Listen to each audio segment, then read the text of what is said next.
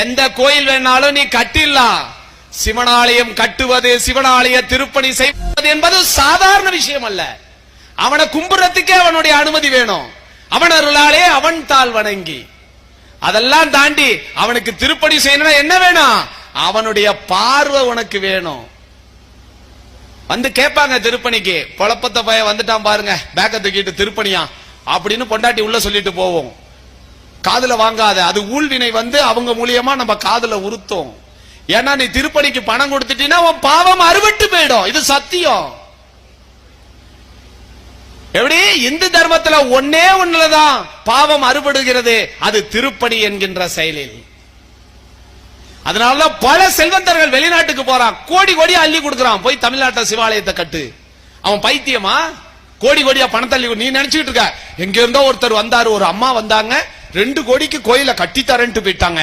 நீ சந்தோஷப்பட்டுக்கிட்டு இருக்க. அந்த அம்மா உனக்கு கிடைக்கிற பாக்கியத்தை லாரி வச்சு அள்ளிட்டு போகுது. ஓ சந்ததி இந்த பூமியில வாழக்கூடிய அரிய வாய்ப்பை, இறைவன் தந்த பாக்கியத்தை அவங்க லாரி வச்சு ஏத்திட்டு போறாங்க.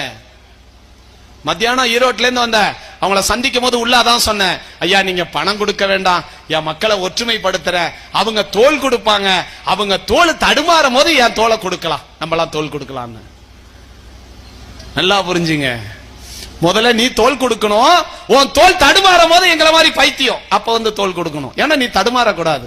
தர்ம சத்தியத்துக்காக பேருக்கு இல்லையா? இங்க தடுமாறுற ஊராயுது யாருகிட்ட இல்ல.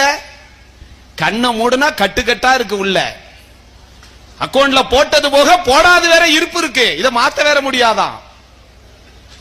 இந்த பணத்தை வச்சுட்டு என்ன செய்ய போற?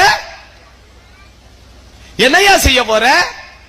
சத்தியமாக சொல்கின்றேன், உங்களுடைய சந்ததிகள் இந்த பூமியிலே வாழையடி வாழையாக 16 செல்வத்தோடு வாழ வேண்டும் என்று சொன்னால் இந்த ஆலயத்தையும் ஆலய சொத்தையும் சத்தியமாக நீங்கள் பாதுகாத்தே ஆக வேண்டும். இது யாருடைய கோயில்? அறநிலைத்துறை கோயில், மடத்து கோயில் இல்லை, இது உங்களுடைய கோயில். அவர்களெல்லாம் அதை நிர்வாகம் செய்யக்கூடிய அறங்காவலர்கள். நீங்கள் முதலாளிகள், சாமியினுடைய குழந்தைகள் நீங்கள் எல்லாம். நீங்கள் இதை பாதுகாத்தே ஆக வேண்டும். இதை நீங்கள் வழிபாடு செய்தே ஆக வேண்டும். இந்த பகுதியில் இன்னைக்கு சொல்ற எழுதி வச்சுங்க. இந்த பகுதியில் உள்ள அத்துணை பேரும் தினந்தோறும் வந்து அந்த மாணிக்கவாசக பெருமானுடைய படியை தொடமோது அப்படி மண்ணை தொட்டு கண்ணுல அப்படி ஒத்திக்கிட்டு உள்ள போங்க. அடுத்த செகண்ட் சாமி கிட்ட போறதுக்கு முன்னாடி உங்க ஆத்மா அங்க போயிடும். சாமி கிட்ட உங்க ஆத்மாவோட சாமி பேசுவாரு. மறுநாள்ல இருந்து உங்களுக்கு சுபிச்சமே துன்பமே கிடையாது. எந்த கோயில் வேணாலும் நீ கட்டிடலாம். சிவனாலயம் கட்டுவது, சிவனாலய திருப்பணி செய்வது என்பது சாதாரண விஷயம் அல்ல. அவனை